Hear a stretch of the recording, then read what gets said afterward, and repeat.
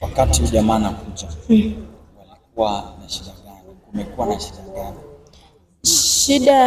Shida ilianzia wakati alikuwa ananitaka mimi mwenyewe. Nilipoeleza mama akamstopisha. So hiyo day ya Christmas, vile huyu dadangu mwenye ako shule alikuja, walikuwa wanakaa na mama. So akatake intention tena kwa mtoto wa shule. Hiyo kitu ilikasirisha hadi mama ikabidi amfukuze kwa nyumba. Akaenda kurentisha nyumba yake nje. So lakini akawa anakuja masaa fulani kuona mama. Sasa ikafika mahali so dadangu mwenye ananifuata pia yeye kazi alikuwa anafanya ikawa inayumba but ako kwa nyumba. Most time unampata kwa nyumba. So pia yeye akaanza vile huyo msichana mwingine amerudi shule pia yeye akaanza kumtaka huyu.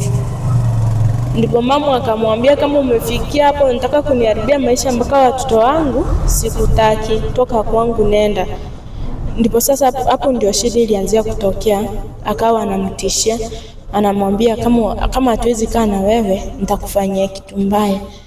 Sasa hapo ndio shida ilianzia mpaka ikafikia mahali anawachomea kwa nyumba. Asante. Kuna mtu mwenye anaweza